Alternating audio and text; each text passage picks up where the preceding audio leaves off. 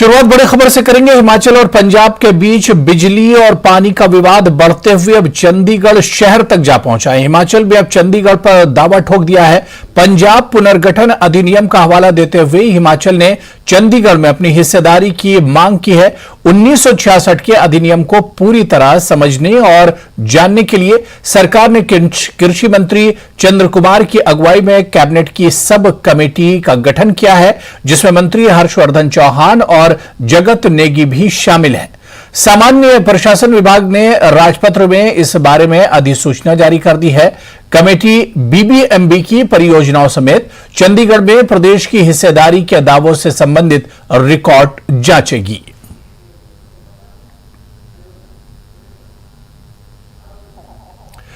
वहीं चंडीगढ़ में हिमाचल की हिस्सेदारी पर डिप्टी सीएम मुकेश अग्निहोत्री ने दिल्ली में बड़ा बयान दिया। उन्होंने कहा कि पंजाब पुनर्गठन अधिनियम के तहत चंडीगढ़ पर हिमाचल का हक है। चंडीगढ़ में हिमाचल की 7.19% हिस्सेदारी है। बिजली और पानी पर भी हमारा हक है। पंजाब पुनर्गठन के तहत हमारा 7.19% का हिस्सा है। उसमें माननीय चौधरी चंद्र कुमार जी जो हमारे मंत्री हैं, उनकी अध्यक्षता में 3 सदस्य समिति बनाई गई है, जो कि इससे जुड़े तमाम पहलुओं पे अपनी रिपोर्ट कैबिनेट को देगी। और ये तो हमारा जायज़ हक है। 7.19% हम डे 1 से कह रहे हैं कि जो उस समय तय हुआ था वो हिमाचल प्रदेश को मिलना चाहिए। तो चंडीगढ़ के पे भी हमारा हक है और बिजली पे भी हमारा हक है, पानी पे भी हमारा हक है। तो वो लड़ाई हम लड़ रहे हैं। तो कमेटी 1-1.5 महीने के अंदर अपनी रिपोर्ट सबमिट करेगी। और ये बहुत कोई नई मांग नहीं है, ये बहुत पुराना मसला है। हमेशा से हम इसकी बात करते आए हैं और हकों की लड़ाई के लिए तो हम सुप्रीम कोर्ट तक भी आए हैं। वहीं कैबिनेट मंत्री विक्रमादित्य सिंह ने भी चंडीगढ़ पर हिमाचल की हिस्सेदारी को लेकर बड़ा बयान दिया है। पंजाब और हरियाणा की तरह चंडीगढ़ में बनाने को हिमाचल का भी योगदान है। साथ ही कहा कि चंडीगढ़ में हिमाचल को अपना हक मिलना चाहिए। हिमाचल अपने हक के लिए हर लड़ाई लड़ने को तैयार है। बिल्कुल, हिमाचल प्रदेश को अपना हक मिलना चाहिए चंडीगढ़ में, और हमारी भी बहुत सी जमीन भी उसमें गई है, हमारे स्टेक्स उसमें लगे हैं। चंडीगढ़ को बनाने में हिमाचल का भी उतना ही योगदान है जितना पंजाब का, और पंजाब से का जब विभाजन होकर हरियाणा बना तो हरियाणा का।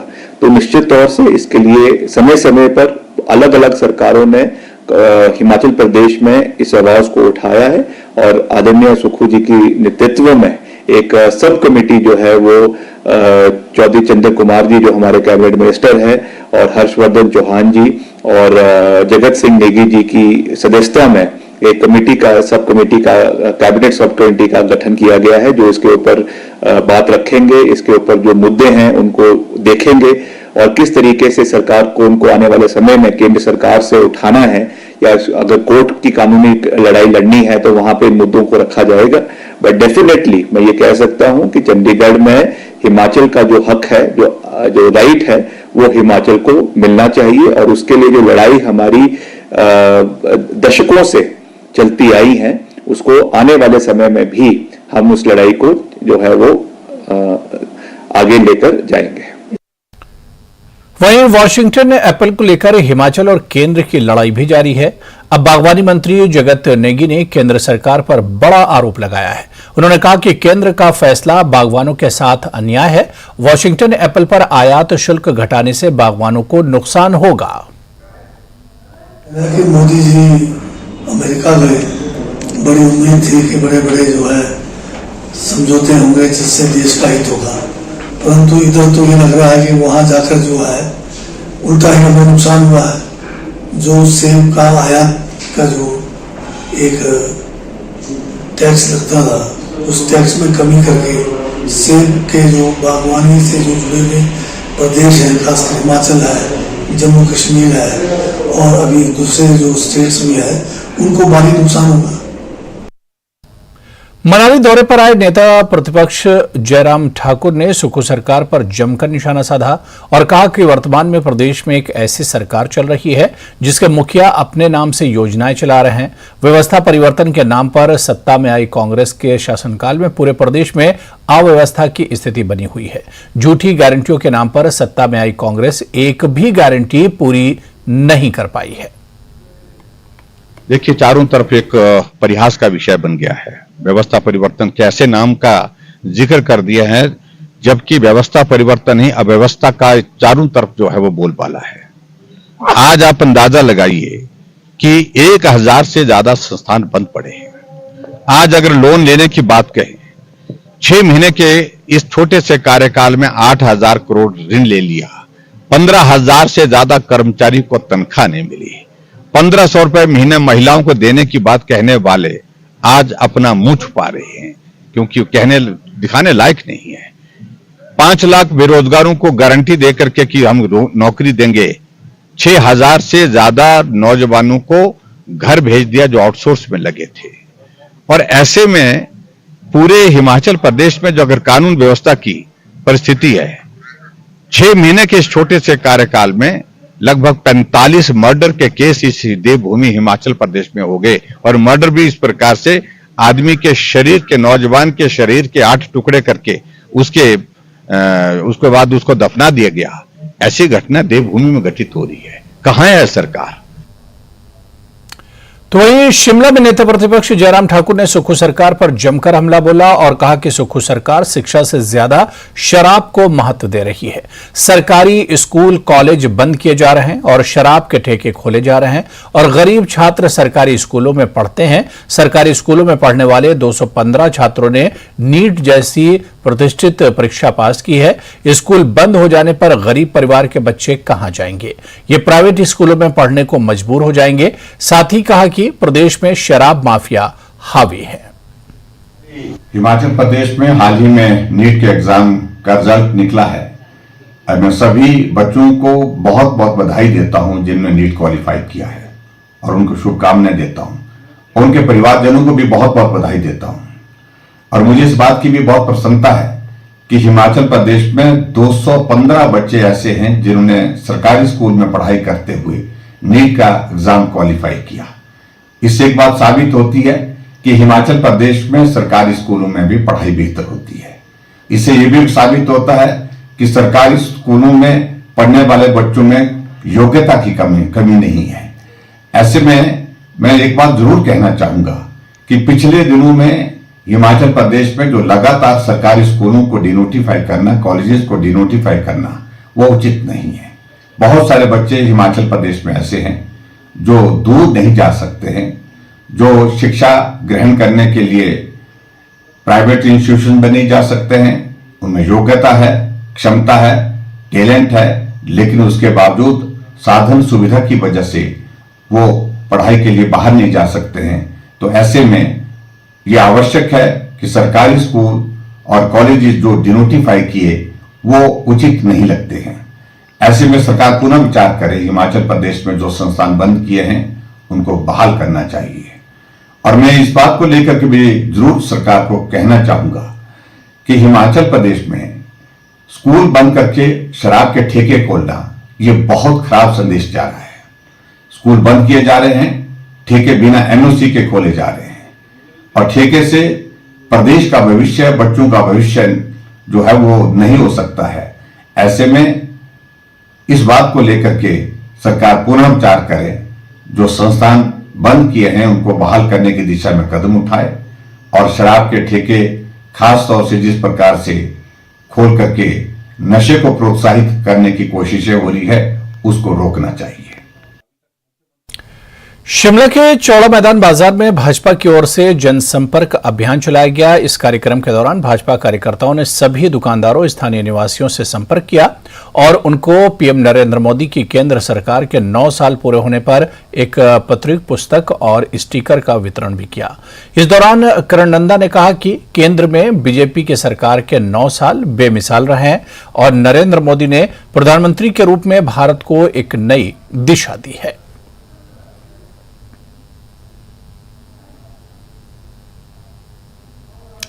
शिमला में एसजेवीएन के सीएमडी नंदलाल शर्मा ने बीबीएमबी के अध्यक्ष का अतिरिक्त प्रभार संभाल लिया है।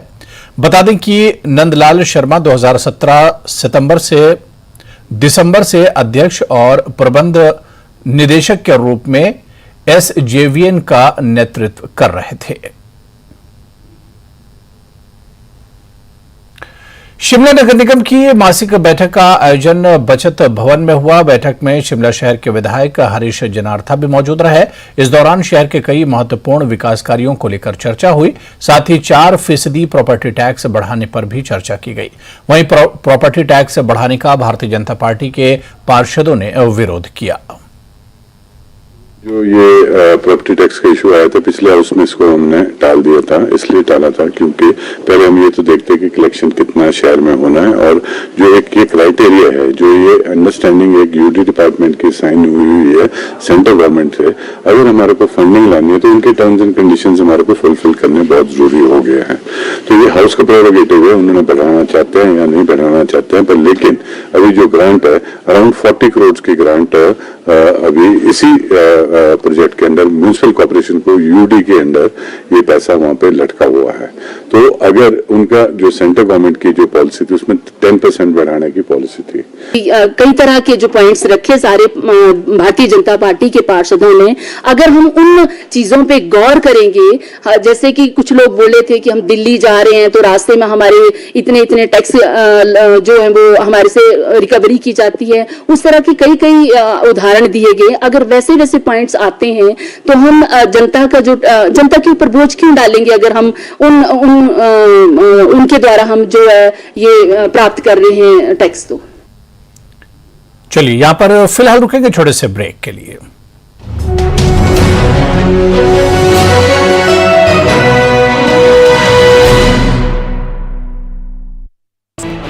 states.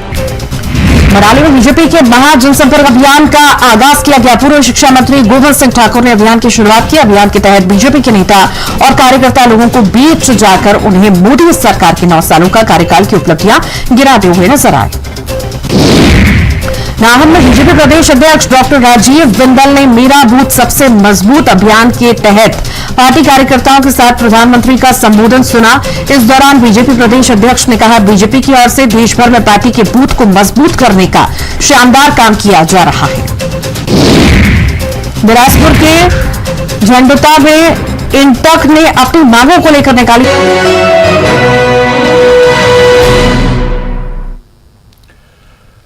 बात महंगाई से जुड़ी है। सेब के बाद अब टमाटर का हाल जान लीजिए। सोलन में टमाटर की कीमतों ने सारे रिकॉर्ड तोड़ डाले। यहां अब 1800 रुपये क्विंटल तक के भाव पर टमाटर मिल रहा है। जी हां, 1800 रुपये क्विंटल यानी 180 रुपये किलो।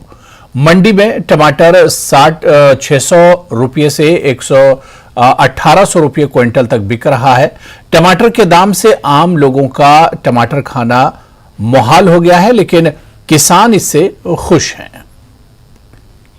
सर, ये बरसात की वजह से, बारिशों की वजह से जो है माल की आमदनी जो है बहुत कम है। मतलब जहां पहले 100 नग आते थे अब वो 40 नग आ रहे हैं, तो इसलिए रेट के तेज होने की वजह यही है। स्टॉक कम आ रहा है, और ये एक्चुअली जो है दिल्ली में ही 250 रुपये किलो, 240 रुपये किलो अदरक दिल्ली में ही बिक रहा है। यहाँ पे जो मार्केट रिटेल किया जा रहा है मंडी में, वो 260 रुपये किलो रिटेल किया जा रहा है।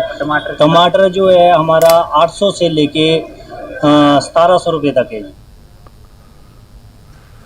कुल्लू के सभी महाविद्यालयों में साल 2023-24 सत्र के लिए एडमिशन शुरू हो गए हैं। सभी कॉलेजों में छात्र छात्राएं बड़ी संख्या में पहुंचकर एडमिशन प्रक्रिया में भाग ले रहे हैं। वहीं कुल्लू महाविद्यालय में अखिल भारतीय विद्यार्थी परिषद छात्र संगठनों की ओर से जगह जगह पर स्टॉल लगाकर नए छात्रों को प्रोस्पेक्टस भरने और विषय चुनने के लिए सहयोग दिया जा रहा है।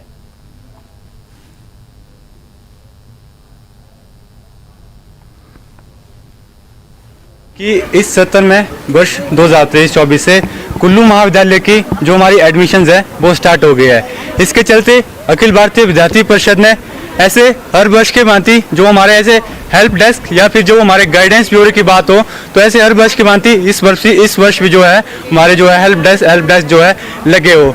पिछले वर्ष हमारे जैसे साइबर कैफे है या फिर जो हमारे ऐसे साइबर जो हमारी ऐसी दुकानें हैं, उन पे ऐसे बच्चों को भीड़ की जो है कई समस्याओं का, ऐसी जो भीड़ लगती है, लाइनें लगती है ऑनलाइन एडमिशन कराने के लिए, ऐसी जो है कई समस्याओं को जो है सामना करना पड़ता है। इसलिए अखिल भारतीय विद्यार्थी परिषद ने स्वयं से ही एक ऐसा लैपटॉप प्रिंटर की जो है अखिल भारतीय विद्यार्थी परिषद ने निःशुल्क सेवा जो है इस बार कुल्लू महाविद्यालय में रखी है, ताकि बच्चों को ऑनलाइन जो हमारी एडमिशन होगी उसमें भी किसी भी प्रकार की या किसी भी अन्य प्रकार की जो है समस्याओं का सामना ना करना पड़े। ज्वालामुखी में बीजेपी के तीर्थ दर्शन कार्यक्रम के तहत बीजेपी के पूर्व मंत्री रविंद्र सिंह रवि ने यात्रा निकाली और प्रेस कॉन्फ्रेंस की। पूर्व मंत्री रविंद्र सिंह रवि ने कहा कि केंद्र सरकार प्रदेश में 44,000 करोड़ की लागत से 5 राष्ट्रीय राजमार्गों का निर्माण करवा रही है, जिसमें ज्वालामुखी विधानसभा से निकलने वाले भंगवार से हमीरपुर बाईपास तक राष्ट्रीय राजमार्ग पर 435 करोड़ व्यय किए जा रहे हैं। आज का ये कार्यक्रम तीर्थ विकास यात्रा के नाम से, जो पूरे प्रदेश में, पूरे देश में विभिन्न योजनाओं के माध्यम से जनता की सेवा, जनता की योजनाओं, जनता की में नरेंद्र भाई मोदी जी की सरकार ने लगाए हैं, उसी के बीच में आपके सामने कुछ जानकारी मैं यहाँ पर आपके मध्य देना चाहता हूँ कि हमारे इस ज्वालामुखी विधानसभा क्षेत्र में भी विकास की योजनाएं भारत सरकार के द्वारा जो स्वीकृत की गई, हिमाचल प्रदेश को जो सौगातें दी गई, उसी कड़ी में हमारा ज्वालामुखी विधानसभा क्षेत्र भी शामिल है। जहां आज हम खड़े हैं इस समय, ये 4 लेन की सड़क जो भारतीय जनता पार्टी केंद्र की सरकार ने यहाँ पर स्वीकृत की, और हिमाचल प्रदेश में 5 हमारी सड़कें 4 लेन की इसमें बन रही हैं, 2 बनकर तैयार हुई हैं। सोलन नगर निगम में लंबे समय के बाद प्रदेश सरकार की ओर से 5 पार्षदों को मनोनीत किया गया है, जिनका आज शपथ ग्रहण समारोह डीसी कार्यालय सोलन में रखा गया था। इस दौरान डीसी मनमोहन शर्मा ने सभी मनोनीत हुए 5 पार्षदों को शपथ दिलाई। शपथ ग्रहण समारोह के दौरान प्रदेश के स्वास्थ्य मंत्री धनीराम शांडिल विशेष रूप से मौजूद रहे, जिन्होंने कहा कि ये 5 मनोनीत पार्षद अपने वोट के साथ साथ शहर के विकास में भी तेजी लाने के लिए अपना योगदान देंगे। मेरा मानना है कि जो भी पार्षद आए हैं, मुझे पूर्ण आशा है कि वो न केवल अपनी वार्ड का बल्कि पूरे सोलन का ध्यान रखेंगे, और they are fairly senior lord, और इन्होंने सचमुच काम किया है ग्राउंड पे, मैं जानता हूँ, और अब और ज्यादा काम करने की जरूरत है। मैं तो हमेशा चाहता हूँ कि भाई जो भी पद मिलता है, वो कहते भी है ना कि भाई a man can dignify rank, no rank can dignify a man. तो रैंक तो कोई बड़ी भारी महत्ता नहीं होती, महत्ता होती है उस रैंक को सुशोभित करने की। जो भी काम करने की जगह मिले उसमें काम ही करना चाहिए, और ऐसा काम करना चाहिए जो उस इलाके के अनुरूप हो, वहाँ की आवश्यकताओं की निराकरण की तरफ ले जाने के अनुरूप हो, वहाँ में आपस में बंधुता और आपस में अच्छी अंडरस्टैंडिंग बनाने की तरफ ध्यान दिया जाए। और सचमुच में बहुत सी चीजें हैं जो शायद हम ना भी मुहैया कर पाए हों, परंतु यदि लोगों से समझाकर बात करें तो धीरे धीरे सब चीजें आ जाएंगी। कई बहुत सी सुविधाओं में कमी रहती है, कई जगह हमारे पास लाइट नहीं होगी तो लाइट को दोबारा देने की तरफ ध्यान देना चाहिए। ऐसी बात नहीं कि नहीं हो सकता है। सड़क टूटी है तो उस पर ध्यान देना चाहिए। इसी प्रकार से लोगों को कोई और सुविधाएं, सामान नहीं आ रहा या किसी प्रकार को पेशेंट को बाहर निकलने में दिक्कत हो रही है, एम्बुलेंस रोड की कमी हो या कोई और सुविधा जिसमें लोगों को जरूरी मिलनी चाहिए, उस तरफ हमारे। देश भर में आज डॉक्टर डे मनाया जा रहा है। इसी उपलक्ष्य पर सोलन में भी लायंस क्लब की ओर से निजी अस्पताल के डॉक्टरों को डॉक्टर डे के उपलक्ष्य पर सम्मानित किया गया। लायंस क्लब सोलन के सेक्रेटरी राजेश कुमार का कहना है कि उनके क्लब की तरफ से आज निजी अस्पताल के सभी डॉक्टरों को अपनी बेहतर सुविधा मरीजों को देने के लिए सम्मानित किया गया। अभी तक वो 2 हॉस्पिटल के डॉक्टरों को सम्मानित कर चुके हैं और बाकी बचे सभी हॉस्पिटल के डॉक्टरों को भी सम्मानित करेंगे। 1 जुलाई को इंटरनेशनल डॉक्टर्स डे होता है, तो इस दिन हम लोग याद करते हैं डॉक्टर्स की जो जनता के प्रति सेवाएं हैं, हमेशा वो तत्पर रहते हैं। विशेषकर हमारे हिमाचल के सभी डॉक्टर जो हैं गरीब लोगों की, गरीब पेशेंट्स की सेवा में तत्पर रहते हैं। उनकी इस सेवा को रिकग्नाइज करने के लिए हम उन्हें ऑनर करते हैं हर साल। इस साल भी पहले की तरह हम 1 जुलाई के दिन इंटरनेशनल डॉक्टर्स डे सेलिब्रेट करें और सभी डॉक्टर्स को यहाँ पर हम ऑनर करेंगे उनकी सेवाओं के लिए। तो कितने डॉक्टर को, कौन से हॉस्पिटल में आप आए हैं और कितने डॉक्टर्स को? अभी हम शिवा हॉस्पिटल में 2 डॉक्टर्स हैं, उनको ऑनर करके आए हैं। उसके बाद ये नवजीवन में आए हैं और इस तरह से आगे हम बढ़ करके एपेक्स में जाएंगे और जितने भी यहाँ डॉक्टर्स हैं सरकारी हॉस्पिटल में भी जाएंगे और सभी डॉक्टर्स को ऑनर करेंगे। उधर शिमला में भी डॉक्टरों के योगदान को देखते हुए रेजिडेंट डॉक्टर एसोसिएशन और स्टूडेंट्स डॉक्टर एसोसिएशन ने मिलकर नेशनल डॉक्टर डे मनाया। इस मौके पर छात्र डॉक्टरों की ओर से रक्तदान शिविर का भी आयोजन किया गया। निश्चेतन विभाग के विभाग अध्यक्ष डॉक्टर सुरेंद्र सिंह ने इस मौके पर बताया कि डॉक्टर्स के योगदान को देखते हुए देश भर में राष्ट्रीय डॉक्टर दिवस मनाया जाता है। साथ ही कहा कि कोरोना के दौरान डॉक्टरों के लिए सेवाएं देना सबसे बड़ी चुनौती थी। जो ये डॉक्टर्स डे है, ये भारत में नेशनल डॉक्टर्स डे के रूप में 1 जुलाई को मनाया जाता है। ये जो डे है बेसिकली डॉक्टर्स के कंट्रीब्यूशन को लेके मनाया जाता है। सोसाइटी को के अंदर जो हम कंट्रीब्यूट करते हैं, हमारी सेवाएं देते हैं, उसको ऑर्गेनाइज करने के लिए मनाया जाता है।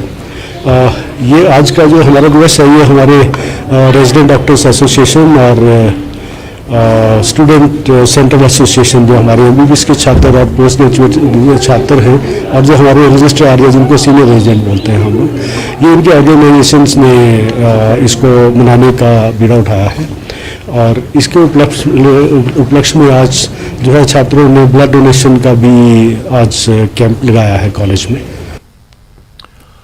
ऊना में विश्व विख्यात शक्तिपीठ मां चिंतपूर्णी के दरबार में बॉलीवुड अभिनेता गोविंदा अपनी धर्मपत्नी सुनीता के साथ मां की पावन पिंडी के दर्शन करने आए और उनका आशीर्वाद लेने पहुंचे। इस दौरान मंदिर प्रशासन और पुजारी वर्ग की ओर से गोविंदा और उनकी पत्नी से विधिवत पूजा अर्चना करवाई गई। वहीं उनका माता की चुनरी और चित्र भेंट किया गया, स्वरूप दिया गया। इस दौरान गोविंदा ने जहां वटवृक्ष पर मौली बांधी, वहीं हवन कुंड में आहुतियां भी डाली। यहाँ से प्रार्थना करके गए थे, आपकी कृपा हुई और जैसे तकलीफ दूर हुई हम तुरंत आए यहाँ पे पूजा प्रार्थना की।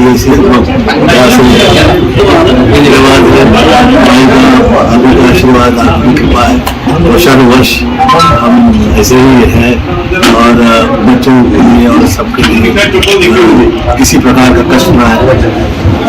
विश्वास देव सहित दिन तालुका से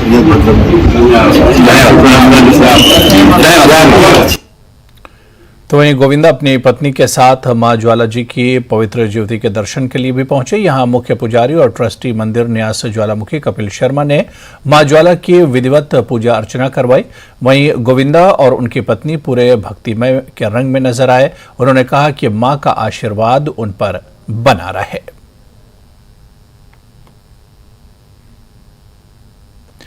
सोलन में जिला परिषद कैडर के कर्मचारियों ने अपनी मांगों को लेकर प्रदर्शन किया। राज्य कार्यकारिणी के आह्वान पर मंगलवार को घोषित सामूहिक अवकाश के तहत कर्मचारी यूनियन के सभी पदाधिकारी और सदस्य बीडीओ कार्यालय में एकत्रित हुए और अपनी मांगों को लेकर प्रदर्शन किया।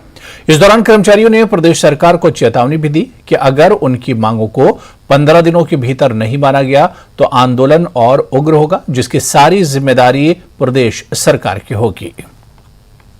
मैं राजेश ठाकुर, जिला परिषद कर्मचारी महासंघ का अध्यक्ष। आज पूरे हिमाचल प्रदेश में जो आज हमारा जो आंदोलन है, आंशिक आंदोलन है, ये जितने भी जिला परिषद कर्मचारी महासंघ की हमारी कुछ मांगे थी जो सरकार ने अभी तक कोई भी हमारी मांगों पर कोई विचार नहीं कर रही है, जिसके विरोध में जो है हमने आज जो पूरे प्रदेश में सामूहिक अवकाश का निर्णय लिया है महासंघ ने। हमारी सरकार से ये मांग थी कि हमें जिला परिषद कर्मचारी और अधिकारियों को विभाग में समायोजित किया जाए, लेकिन बड़े दुख का विषय है कि अभी तक जो सरकार ने हमारे बारे में कोई भी ऊपर विभाग की तरफ से ना ही सरकार की तरफ से कोई पहल की जा रही है। हमारी जो मुख्य मांग है वो है विभाग में विलय, क्योंकि विभाग में विलय न होने के कारण हमें जो भी सरकार के बेनिफिट्स हैं वो नहीं मिल पा रहे हैं, जैसा कि 6th पे कमीशन का है हमारा और एनपीएस का है, जो ओपीएस हमें मिलना है वो नहीं मिल पा रहे हैं, जिस कारण हम। तो चलिए इस बुलेटिन में भी फिलहाल इतना ही। नमस्कार।